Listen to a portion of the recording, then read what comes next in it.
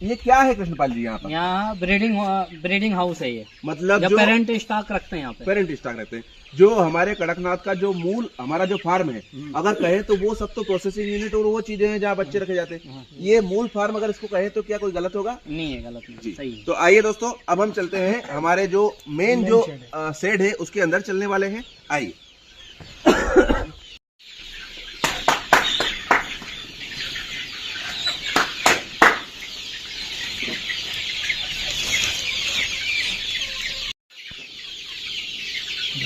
अच्छा कृष्णपाल जी, आप ये बताइए कि ये जो कड़कनाथ है ये हमें बच्चों से तो बड़े दिख रहे हैं, लेकिन अभी पूर्ण रूप में आते हुए नहीं दिख रहे हैं, तो इनकी क्या उम्र होगी और कब इनको सेल किया जाता है?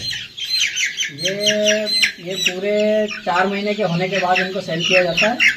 अभी तो ये 40 से 45 दिन के आसपास के हैं। ये देखिए, ये 40 से 45 दिन के बच्चे हो चुके हैं। यहाँ ब्रॉयलर 30 से 35 दिनों में पूरा आकार ले लेता है, 1-1.5-2 किलो तक का भी वजन अपना ले लेता है, 2 किलो सामान्य वजन ले लेता है। वहाँ 40 दिन के ये जो बच्चे हैं, आप इनका आकार देखिए। कई बार ये देखिए, ये 40 दिन का ये जो बच्चा है, ये मुश्किल से मुझे हाथ लगाने पे ये महसूस हो रहा है कि ये 300 ग्राम का भी अभी नहीं बना होगा। और जो ये बर्ड हैं, ये कितने दिनों के बाद हमारे काम में आने लायक हो जाते हैं? ये 4 महीने के बाद 120 दिन में जाकर ये जो पक्षी होते हैं ये पूर्ण विकसित होते हैं, और उसी के बाद इनको उपभोग में लाया जा सकता है, उसके बाद ही इनको काम में लाया जा सकता है। अच्छा कृष्णपाल जी, मुझे ये बताइए कि जो 120 दिन के बाद जो इनका वजन है वो कितना हो जाता है?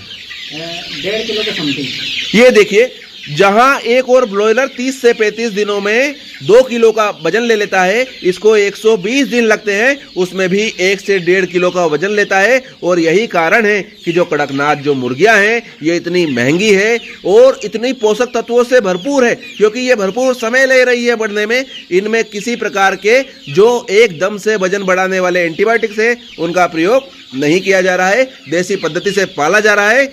इसलिए ये जो खाते हैं, हमें ऐसा लगता है कि ये जो मुर्गियां हैं क्या खाती होंगी। इनको प्योर तरीके से बरसीम पे रखा जाता है।